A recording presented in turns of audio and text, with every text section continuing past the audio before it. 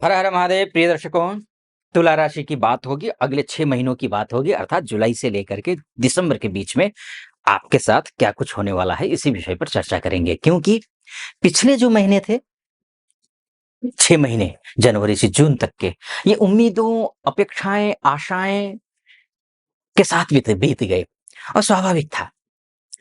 उम्मीद पालना स्वाभाविक था क्योंकि शनि भी बदल रहा था। बदला था तो 29 मार्च 2025 को। उसके बाद राहु बदला, केतु बदला, गुरु बदले, बड़े ग्रह सारे बदल गए। हर वक्त यही लगा कि अब कुछ होगा, अब कुछ होगा, अब कुछ होगा, लेकिन ढाक के 3 पात, कुछ नहीं हुआ। जस का तस। और होना भी क्यों था? क्योंकि ग्रह कोई भी बदलता है तो डिग्री वाइज वो सबसे कमजोर स्थिति में होता है। या तो 29-30 डिग्री का, 33 डिग्री का होगा, 0 डिग्री का, 30 डिग्री, मतलब या तो वो मृतावस्था का या फिर वो बालावस्था का। वो सम और विषम राशि के हिसाब से। तो ऐसी स्थिति में नाम से स्पष्ट है, मृतावस्था का ग्रह भी अच्छा नहीं देगा, बालावस्था का, बालक क्या ही कर सकता है, उसी तरीके से। लेकिन अब अगले 6 महीने भी क्या ऐसे ही रहेंगे या फिर इनमें भी कुछ बदलाव आएगा? और कब-कब क्या-क्या होगा इन 6 महीनों में? इसी विषय पर इस वीडियो में चर्चा करेंगे। और एक तो बात मैं आपको निश्चित रूप से कह सकता हूँ, आप ऋण से उऋण होने जा रहे हैं इन 6 महीनों में। कब होगा, कैसे, इस पर चर्चा करेंगे। बिज़नेस आपका बेहतर बनने जा रहा है इन 6 महीनों में, चाहे कोई सा भी बिज़नेस करते हो आप। किसी भी प्रकार का कोई भी बिज़नेस कर रहे हो, इन 6 महीनों में आपका बिज़नेस अच्छा होने जा रहा है। चाहे आप छोटे से उद्यमी हो, मझौले उद्यमी हो, बड़े उद्यमी हैं, छोटी-सी दुकान है, बड़ा-सा शोरूम है, बड़ा उद्योग है कोई, या फिर चाहे चाहे आप मैन्युफैक्चरिंग का काम करते हो या चाहे आप रिटेलर हो, तो आपके लिए शुभ है, अच्छा है, बढ़िया। और उसमें भी अगर नौकरी करने वालों की बात करूँ मैं, तो उनके लिए बौद्धिक स्तर पर जो है ना, जो बौद्धिक स्तर का काम करते हैं, शारीरिक श्रम से ज़्यादा बौद्धिक कार्य, उनके लिए विशेष लाभ है। और शारीरिक श्रम के माध्यम से काम करने वालों के लिए भी लाभ है ना? तो लेकिन विशेष लाभ उनके लिए, जैसे कि आप स्कूल में टीचर हैं या विद्यार्थी भी हैं, बौद्धिक काम है। आप ऑनलाइन क्लासेस चलाते हैं, ऑफलाइन क्लासेस चलाते हैं, कोचिंग क्लासेस, उनके लिए बहुत अच्छा है। कोई सामाजिक संस्थानों से जुड़े हुए हैं, आपके लिए आपका मान-सम्मान बढ़ने वाला है। आप नौकरी करते हैं, बैंकिंग सेक्टर में हो या अन्य किसी सेक्टर में हो, आपके लिए अच्छा है। ये अच्छा समय है आपके लिए। क्यों कह रहा हूँ ऐसा और कब से अच्छा है? 9 जुलाई से ही अच्छा है।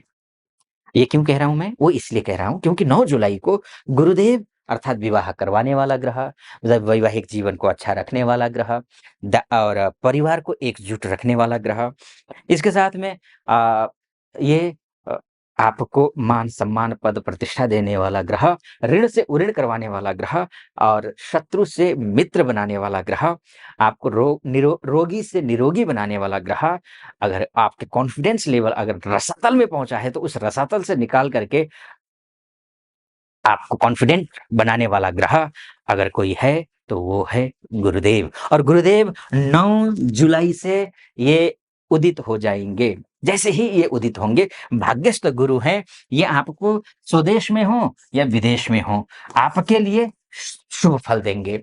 स्वास्थ्य के दृष्टिकोण से भी अच्छा है। विदेशों में रहने वाले हमारी माताएँ, बहनें, भाई, बंधु बहुत सारे रहते हैं। अगर आप कहीं किसी प्रकार का कोई समस्या का सामना कर रहे हैं, तो भी अच्छा है। एमएनसी में काम करने वालों के लिए भी इत्यादि के लिए विदेश जाना जो चाहता है उनके लिए भी ये समय तो कम से कम अच्छा दिखाई दे रहा है। लेकिन विदेश में रहने वालों से ज़्यादा अच्छा स्वदेश में रहने वालों के लिए है। अमूमन क्या होता है कि दोनों के लिए अलग-अलग ग्रह होते हैं। कोई किसी को यहाँ स्वदेश में जिस भूमि में जन्म हुआ है, उस भूमि में ही शुभ फल मिलता है, किसी को विदेशों में शुभ फल मिलता है। पहले के ज़माने में विदेशों में शुभ फल मिलना अशुभ माना जाता था, विदेश जाना अशुभ माना जाता जाता था।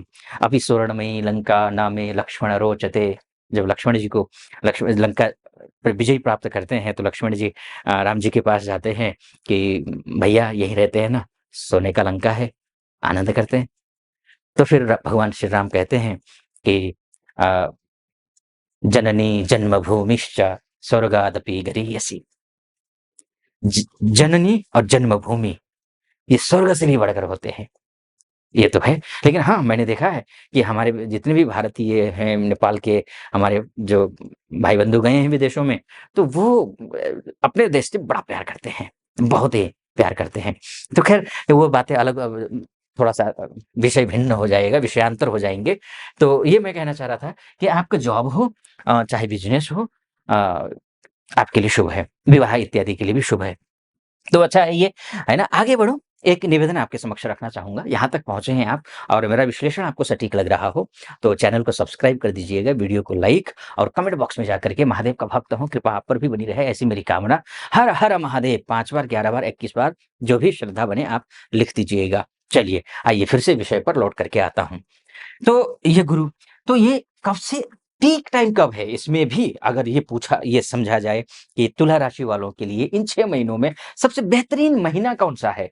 जिसमें फल मिलना ही मिलना है, कोई अगर-मगर, किंतु-परंतु कुछ नहीं। वो महीना है आपके लिए एक तो पहला चरण है कौन-सा? पहला चरण आपके लिए 9 जुलाई, दूसरा चरण कौन-सा है? 13 अगस्त। 13 अगस्त क्यों? क्योंकि पुनर्वसु नक्षत्र में गोचर करेंगे गुरु और पुनर्वसु नक्षत्र उनका स्वयं का नक्षत्र है, अपना नक्षत्र है, अपने ही नक्षत्र में रहेंगे, अपने ही घर में रहेंगे, सुरक्षित रहेंगे, सेफ रहेंगे, बलवान होंगे, तो आपको भी खुश रखेंगे। तो ये होगा दूसरा चरण। तीसरा उच्च के हो जाएँगे। उच्च के होकर के घर खरीदना हो, गाड़ी खरीदनी हो, पारिवारिक जीवन को ठीक करना हो, कोर्ट कचहरी का मामला हो, इन सबको निपटाना हो, बुद्धिमान बौद्धिक लोगों के संपर्क में आना हो, उच्च वर्ग के संपर्क में आना हो, बौद्धिक रूप से उच्च की मैं बात कर रहा हूँ। इन सब के लिए 18 अक्टूबर से लेकर के 5 दिसंबर के बीच का समय है। अच्छा है उच्च इस दौरान आप तन, मन, धन से स्वस्थ, पवित्र, अच्छे रहने वाले हैं। वैसे भी कहा गया है ना, तन पवित्र सेवा किए, तन की पवित्रता सेवा से होती है। धन पवित्र करे दान, तो धन पवित्र होता है सुपात्र को दान करने से, कुपात्र को नहीं। और मन पवित्र हरि भजन से, मन पवित्र होता है हरि के भजन करने से। त्रिविध होई त्रिविध कल्याण, ये तीनों आप कर लीजिए, आपका कल्याण होगा। ये निश्चिंत रहिए। शनि वक्री हो रहे हैं और शनि वक्री होने से आपके केंद्रेश और त्रिकोणेश दोनों हैं। आपके निजी जीवन को यानी कि आपके जो पर्सनल लाइफ है उसको भी देखने वाले और आपको घर गृहस्थी बसाने वाला और पारिवारिक ग्रह, घर खरीदना, गाड़ी खरीदना इत्यादि को देखने वाला ग्रह, फ्रेंड सर्कल में अपना पैट्स जमाने वाला ग्रह कोई है तो वो शनि है। वक्री होने जा रहे हैं। वैसे तो शास्त्र कहता है कि पापी ग्रह जो होते हैं वो वक्री होते हैं, अशुभ फल देते हैं। लेकिन तुला लग्न वालों के लिए या तुला राशि वालों के लिए शनिदेव जो होते हैं पापी नहीं होते हैं, क्योंकि केंद्रेश, त्रिकोणेश अर्थात विष्णु और लक्ष्मी स्थान के जो स्वामी होते हैं उनको पापी नहीं कहा जा सकता है। हाँ, नैसर्गिक रूप से ये शनि पापी तो है। इसीलिए सावधानी तो ज़रूरी है। लेकिन बुरा नहीं, अगर सावधानी बरती आपने, आचार, विचार, व्यवहार, संस्कार अच्छा रखा आपने, तो ये नुकसान आपको नहीं पहुँचाएगा। ये तो मैंने मोटा-मोटी तौर पर आपको बता दी कि ये 6 महीने ऐसे रहेंगे। लेकिन वास्तव में आपकी कुंडली ही आपका डीएनए है। अगर आप अपनी कुंडली के बारे में चर्चा करना चाहते हैं, महिला हो या पुरुष हो, देश से देख रहे हो या विदेश से देख रहे हो, तो नीचे नंबर है, उस नंबर पे कॉल कीजिए, व्हाट्सएप कीजिए, मेरी टीम से बात कीजिए, अपॉइंटमेंट ले लीजिए, निर्धारित तिथि पर मैं स्वयं आपकी कुंडली का विश्लेषण करूँगा। आप खुश रहें, प्रसन्न रहें, महादेव की कृपा आप पर बनी रहे, ऐसी मेरी कामना। स सटीक लगा हो, सब्सक्राइब, लाइक और कमेंट ज़रूर कर दीजिएगा। फिलहाल अनुमति दीजिए। हर हर महादेव।